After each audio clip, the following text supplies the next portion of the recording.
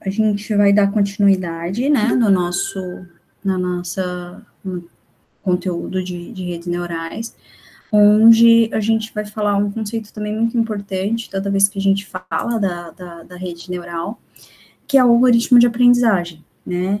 O algoritmo, como vocês já devem ter notado, o algoritmo é ele que afina a rede, fazendo com que ela aprenda, né? Aquela velha teoria nossa, né, de falar, de trabalhar com esse conceito de algoritmo, né, de aprendizagem, para falar até aquela velha, né, história. A rede neural aprende sim, e é através desses algoritmos de aprendizagem. É claro, gente, que o aprendizado dela, vocês vão notar que o aprendizado é feito à medida que ela vai, os dados vão passando naquela rede. Então, é igual vocês, o ser humano mesmo, trabalhando, né? Como vocês aprendem? Se exercitando muito, né? Fazendo aquelas listas e listas de exercícios para afinar principalmente o conhecimento de vocês.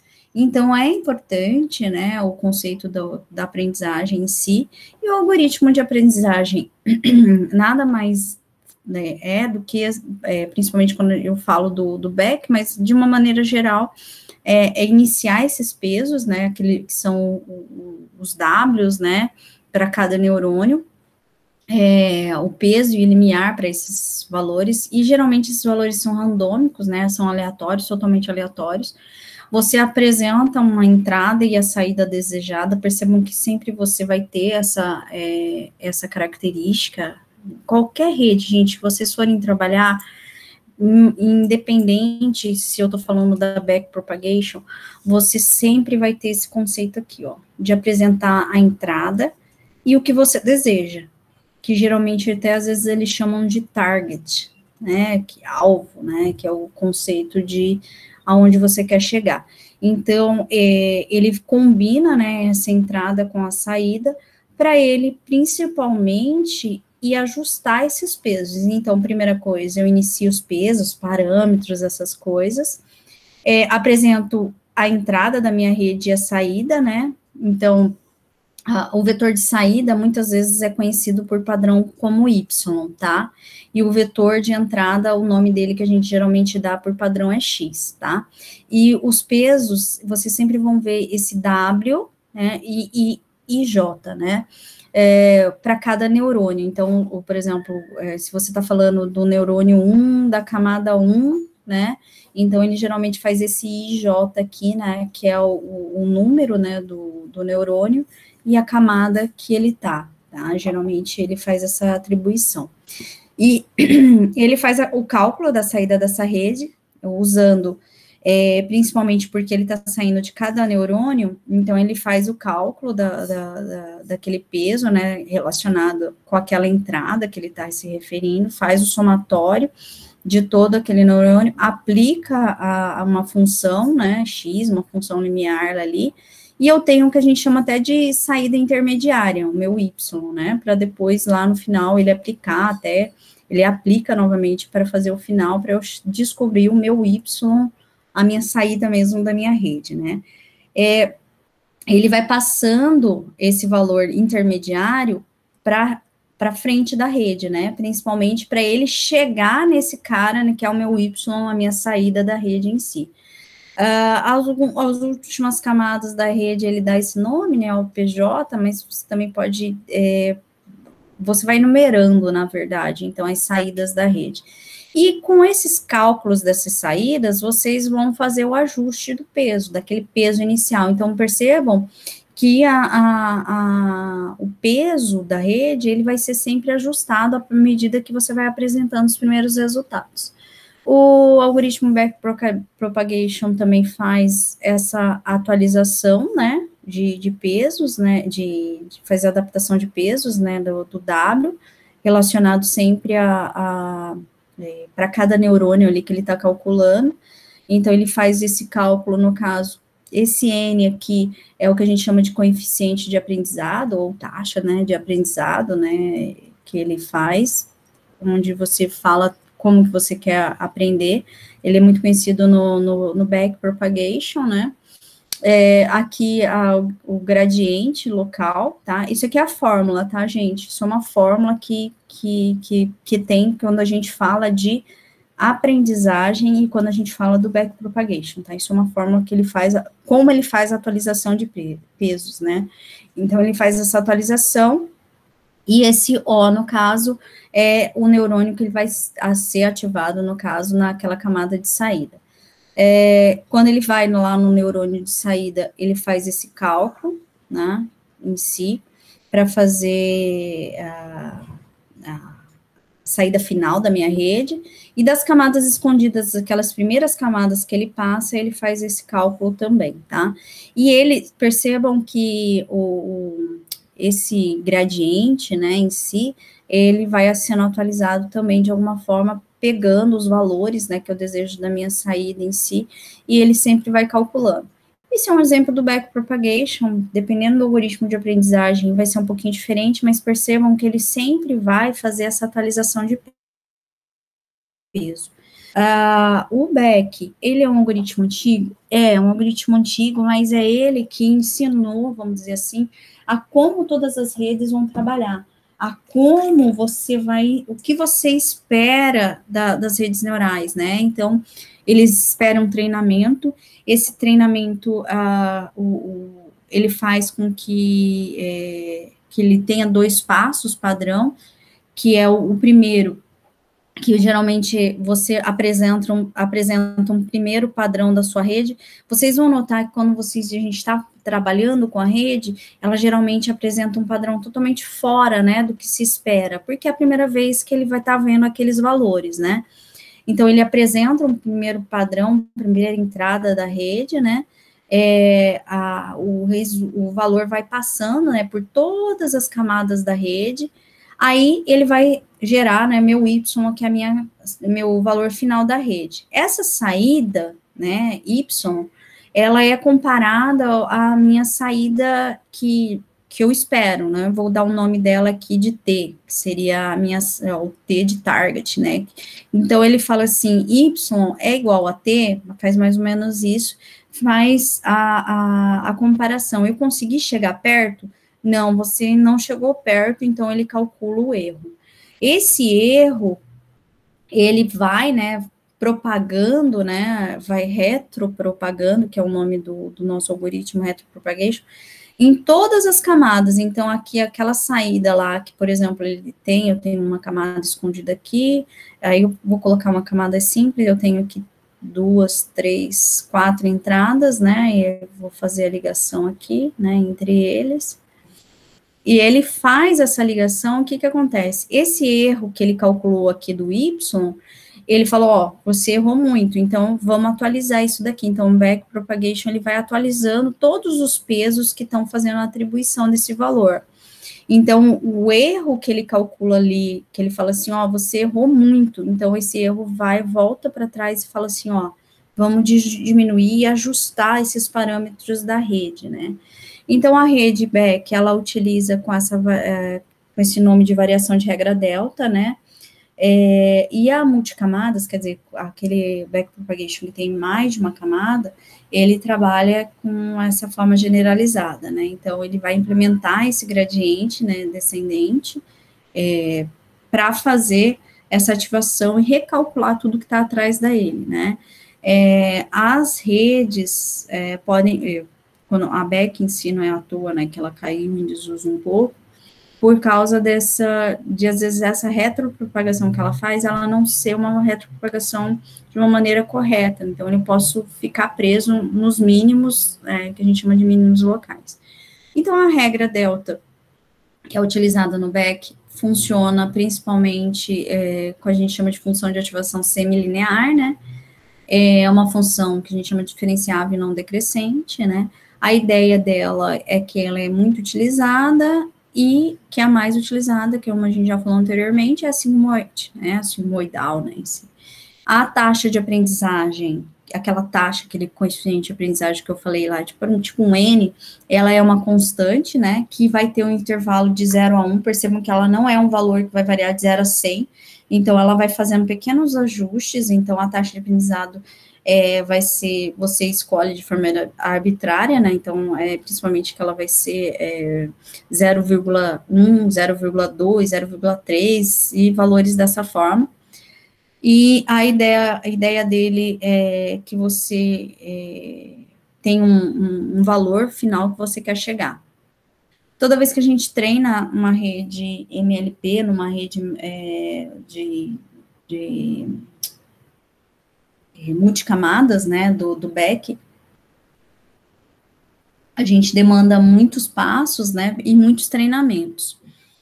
Apesar dela ser multicamadas, né, a gente tem, ela trouxe, né, claro, a melhoria, igual eu falei para vocês, para fazer, por exemplo, um simples shore, ela dá conta, mas ela não, a backpropagation, vocês não vão encontrar, às vezes, ela, principalmente no MATLAB, ela já caiu em desuso, não tem, né, as toolbox dela, mas, principalmente nas versões novas do MATLAB.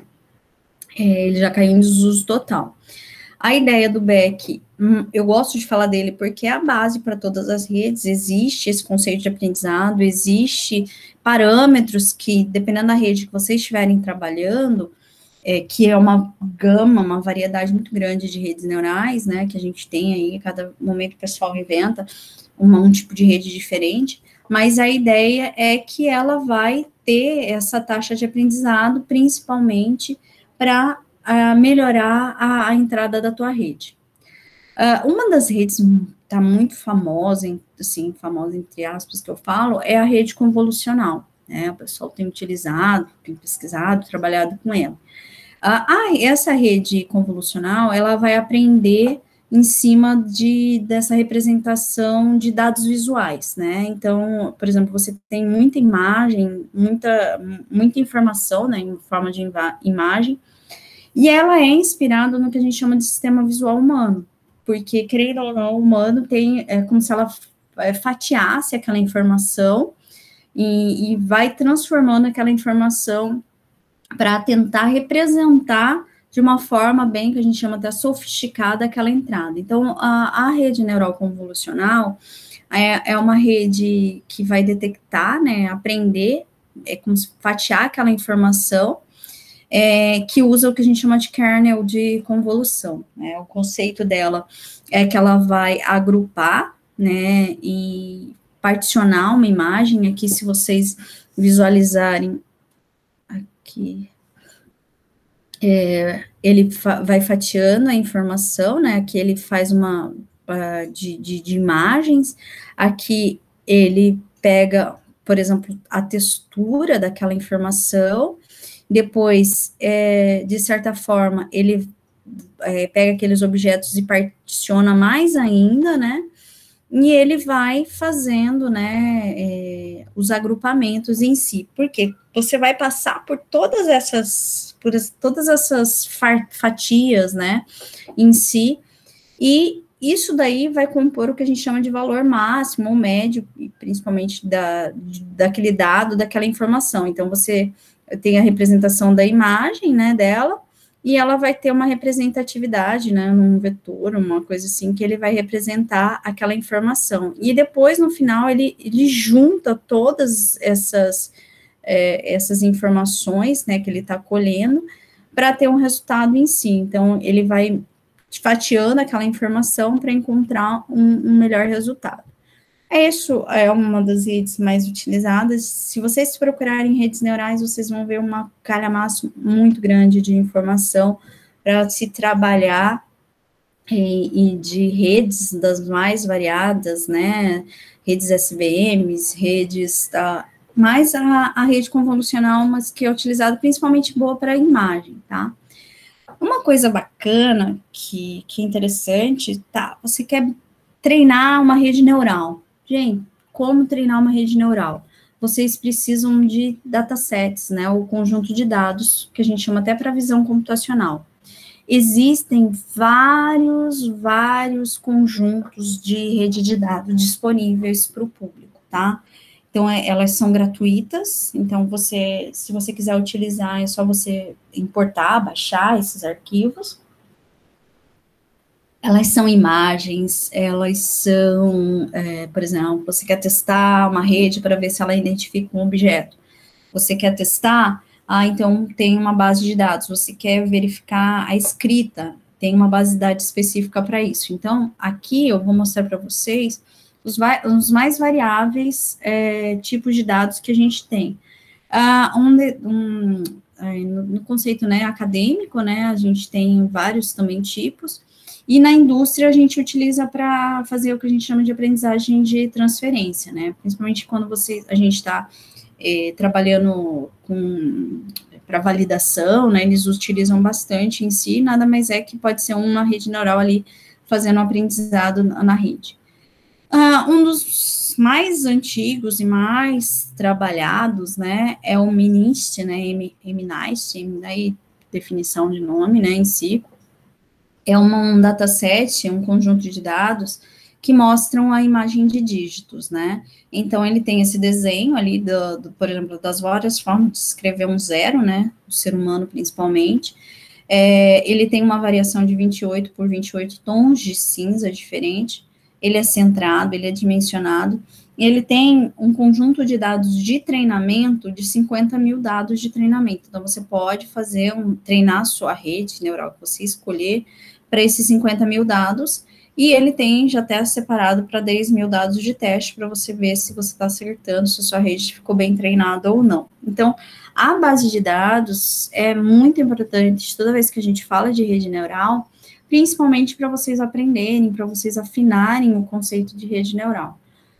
Esse Fashionist, né, é uma substituição que está acontecendo desse dataset, né, tem 10 classes nesse caso, né, 28 por 28, centrado, dimensionado, e ele mostra agora objetos, né, vamos dizer assim, objetos até de moda, né, de roupas, né, vestuário em si, né, então, ele tem vários tipos, né, por exemplo, você definir se é um pullover, se é uma bota, se é uma camiseta, se é uma camisa ou uma camiseta, né, se é um vestido, aí ele tem as várias definições. Então, ele tem 60 mil dados de treinamento, 10 mil dados de teste. O CIFAR também, ele é um conjunto de dados de imagens, né, imagens coloridas de 32 por 32, tem 10 classes com 6 mil imagens por classes, tem 50 mil dados de imagens, né, para treinamento e 10 mil imagens de teste. Ele não é centrado e ele é dimensionado, então ela tem essa característica, por exemplo, você treinar a sua rede para identificar objetos. Então, vocês têm bastante informação para, vamos dizer assim, brincar das mais variadas possíveis. Então, vocês têm vários datasets que são trabalhados, que você pode treinar a tua rede. Dos datasets é o ImageNet, né, que em si tem os dados de imagens mais populares do mundo, né, em si. Ele é o maior, é considerado o maior conjunto, então quando vocês vêm importando esse ImageNet em si, esse dataset, principalmente no mundo da rede neural, né, do conceito em si de visão computacional, né, de CV, que eles têm esse conceito de visão computacional, para treinar, ele tem essas 22 mil categorias em 14 milhões de imagens, né, então ele é bem bacana de trabalhar. Então, tem um conjunto de dados, dataset de lugares, por exemplo, mais de 10 milhões de imagens, com mais 400 categorias, com cenas exclusivas, então, principalmente, gente, para treinamento de rede neural, que é fundamental, ele é muito bacana, principalmente para você querer treinar uma rede para fazer alguma coisa, prever coisas futuras em si. Então, essa é uma rede bem bacana. A dataset de imagens abertas, né, é uma base de dados que anotações de localizações de objeto, tem mais de 9 milhões de imagens, com mais de 6 mil categorias, e ele até faz uma caixa delimitadora para 600 classes, por exemplo, ele mostra colher, garfo, escada, o que é metal, o que é interior, então, é uma forma também de você trabalhar com esse conceito.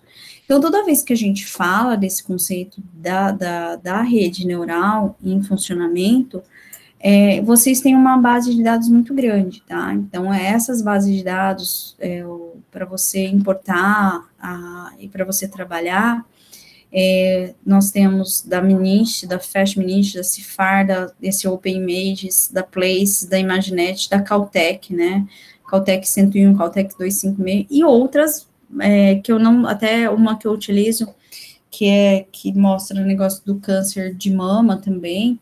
Ela é um pouquinho mais antiga também, mas a gente trabalha bastante com ela. Então, são todos datasets que vocês têm para trabalhar com a rede neural em si, tá? Então, ela é bem bacana para você ter uma base de dados para treinar aquela rede. Com relação ao conceito, né, do dataset em funcionamento, esse conceito é bem bacana, né? Deixa eu até parar aqui.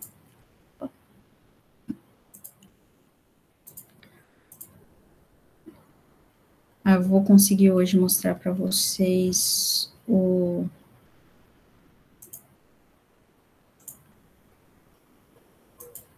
playground. Hoje eu consigo mostrar o playground para vocês. Olha que bacana, tá? Essa playground do TensorFlow, que é web, né? Ele é bem bacana, né? De mostrar o funcionamento de uma rede neural, né? Em funcionamento e visível, né? É visual, né? Então, o que acontece aqui? Ele vai ter esse conjunto de dados, tá? Que ele vai trabalhar. Então, aqui ele tem esse conjunto de dados. Aqui ele vai mostrando as épocas que ele vai trabalhando, né, em si, né, e ele mostra aqui os dados, né, qual a base de dados que você quer trabalhar. Então, eu vou deixar essa base, mas é só você escolhendo, aqui só clicar, né, e ele vai mostrando em funcionamento. A taxa de treinamento de testes, aqui no caso, ele colocou 50%, o noise, que geralmente um pouco seria um pouco o erro ou a separação das informações, né?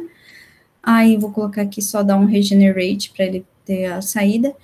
Aqui vocês têm as características, né, que ele quer que vocês, que saia daquela tua rede em si, né, então você tem aqui ele tem X1, X2, até porque nesse caso aqui eu só tenho duas mesmo, a quantidade de neurônio, para você aumentar ou diminuir, então, por exemplo, você pode diminuir, né, a quantidade de neurônio, ou aumentar só apertando no mais, né, percebam o que acontece quando você vai ajustando, como esse neurônio aqui, ele é simples, se você fizer com menos, olha aqui, ó, vou colocar 2 neurônios, 2 entradas, 2 neurônios, e no caso, a saída aqui, gente, se você colocar só um neurônio, nesse caso ali, vocês podem perceber que vocês têm um azul e o laranja, então o correto seria 2 saídas em si.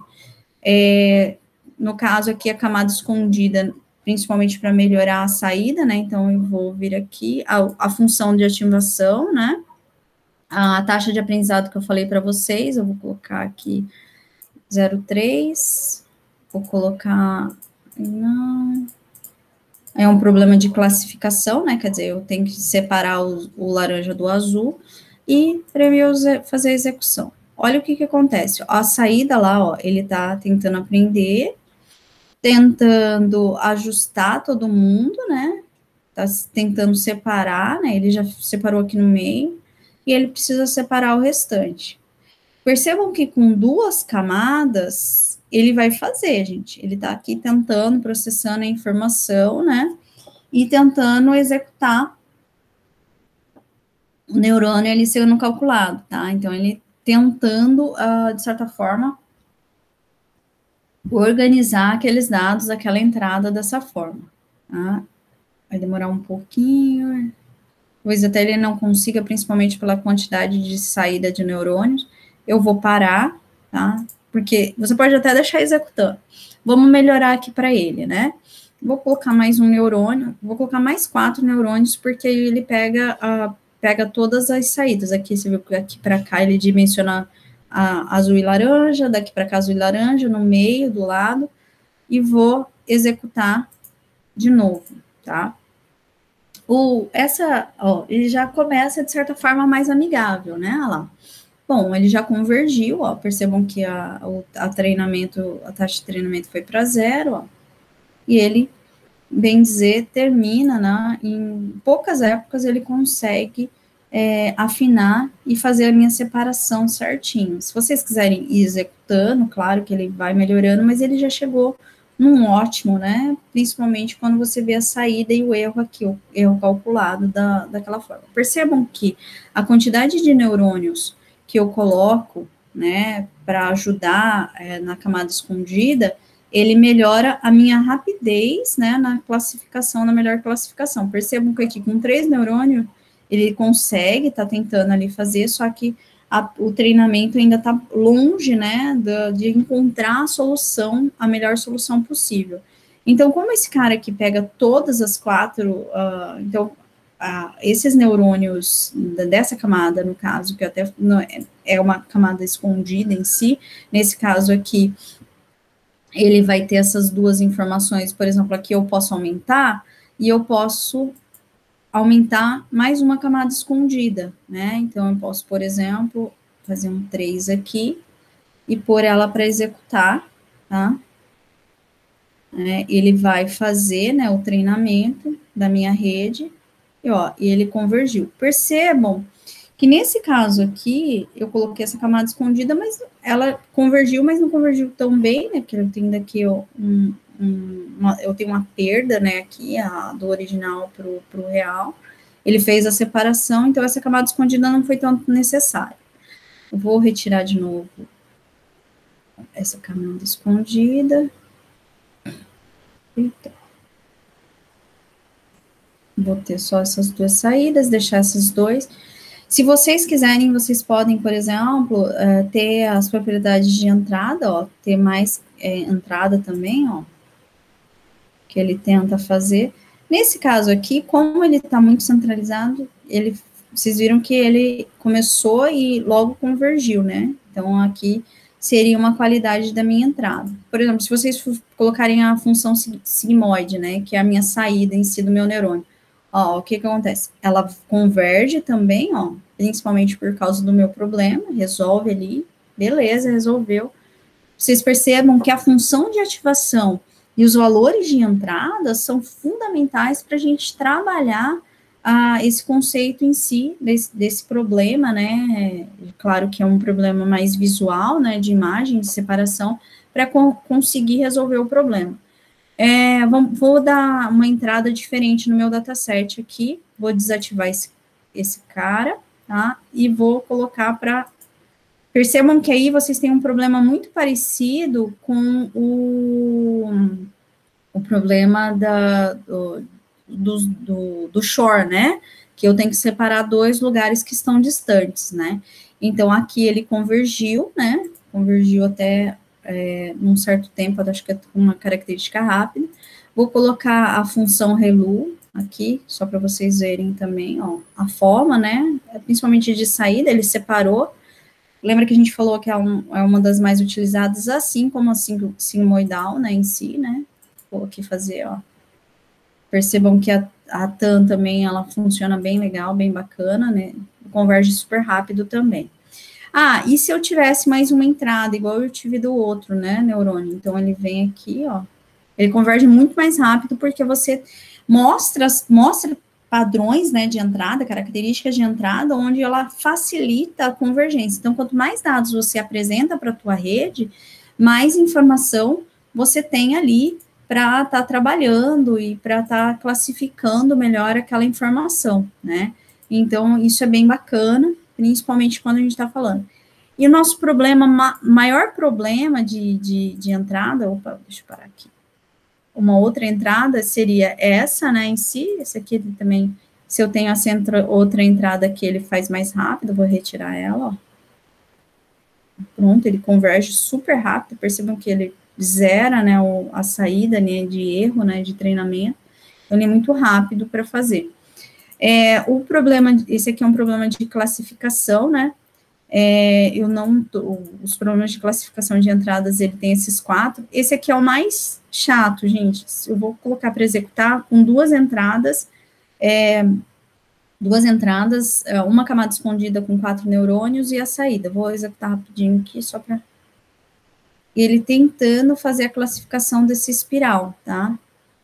Ele vai fazer, gente, só que percebam, olha a variação que está acontecendo da entrada, né? Ele está muito longe da saída real daquela rede. Então, eu tenho uma grande problemática. Então, quanto mais, por exemplo, aqui, ó, vou parar e vou dar mais opções para ele aqui, ó. Vou entrar com essa, vou ativar todas as entradas possíveis, né?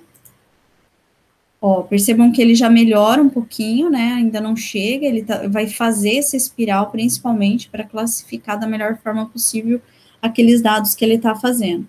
Vou melhorar um pouquinho mais, vou aumentar o número de camadas. Então, vou colocar mais uma camada vou colocar aqui, mais 4 neurônios em si. Eu vou colocar, gente, 2 neurônios de saída, porque vocês têm ali 2 soluções, não adianta a gente ficar. Vamos mudar para sigmoidal também, né? Percebam, ó, não pegou muito bem, né? Então, vou tentar outra função de ativação, a ReLU. Ó, a ReLU já pegou um pouquinho melhor, né? Então, vocês percebam que a função de ativação, olha lá, a TAM também, ela também já pegou um pouquinho melhor, vocês veem pela saída da minha rede em si, em funcionamento.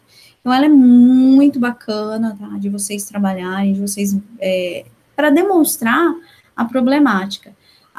O TensorFlow, ele é um framework, é um pacote, né, que vocês podem trabalhar também para trabalhar a rede neural, porque a rede neural no Colab, por exemplo, existem uma infinidade de possibilidades que vocês podem trabalhar ali com vários tipos de pacotes que trabalham rede neural, tá? E cada um trabalha de uma especificidade, tá? Algumas trabalham bem bacanas com, por exemplo, imagens, outras trabalham melhor com uma base de dados, então tem sempre isso, tá? Deixa eu só, vamos ajudar o cara aqui, que ele tá difícil, função TAM, vamos colocar aqui mais neurônios aqui, né? Vamos aumentar mais uma camada aqui.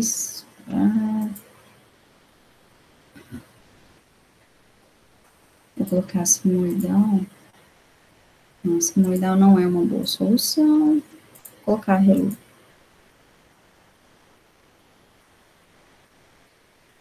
Percebam que o problema, né? Você pode. Vou colocar aqui a taxa de aprendizado de um.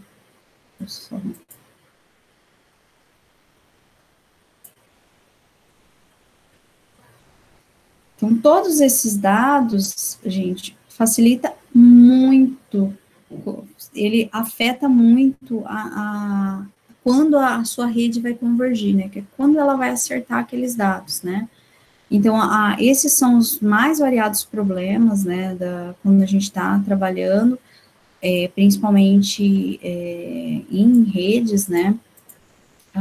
Ó,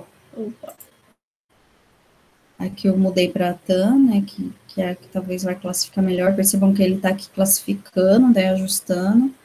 Ele está quase acertando a minha rede. Percebam que a função de ativação, a quantidade de neurônios, às vezes, para a problemática, ela é fundamental para o teu problema.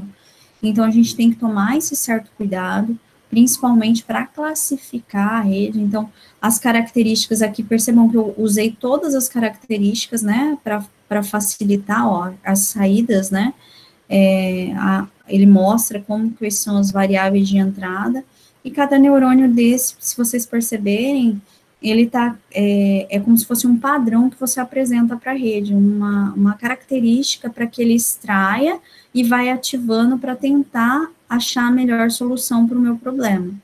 Nesse caso aqui, ó, ele parou, né, ele começou e ele não convergiu muito bem, ele parou ali, não conseguiu fazer nenhuma atualização. Vamos tentar aqui com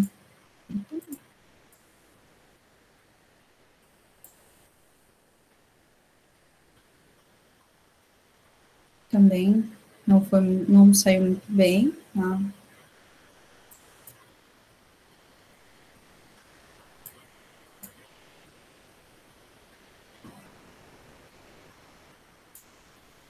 Vou colocar mais uma camada. Opa, exagerei. Esse aqui. Quanto mais camadas, às vezes, escondidas você tem, facilita muito para que a sua rede encontre a resposta correta. Esse é um problema mais difícil, né, principalmente pela essa classificação espiral que ele está tentando fazer. Demoraria, às vezes, uma quantidade muito maior que uma simples classificação normal, né, percebendo que ele está fazendo, ele vai pintar, não achou ainda uma melhor solução, e essa quantidade de neurônio e o aprendizado, ele vai mostrar como está acontecendo. Pode ser que ele chegue a uma resposta em, sei lá, aqui um número muito maior de épocas, sim, ele vai chegar, ele vai, às vezes, conseguir com muito treinamento da tua rede em si, então ele vai achar uma melhor solução.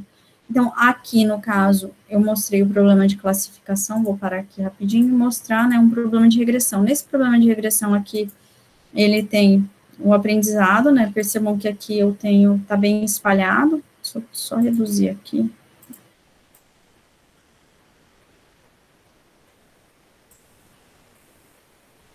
E vou rodar aqui. Que ele tenta aprender, né, a dar valores em si para a rede, né, aqui ele também chegou numa variável, vou colocar, percebam que a função sigmoidal máximo que ela chegou, né, na classificação, na regressão daqueles valores, ele até executou, que é o melhor que ele consegue, vou colocar relu, também chegou ao máximo, né, só vou abaixar aqui.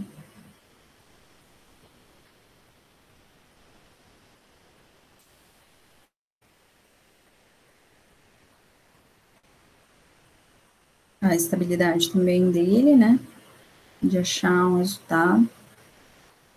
Também a melhor forma que ele encontrou.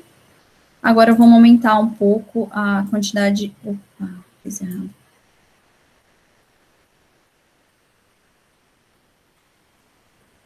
Aqui eu vou aumentar mais características, né? Aqui também. Aumenta mais a quantidade de características. Aqui você também pode ter. Por exemplo.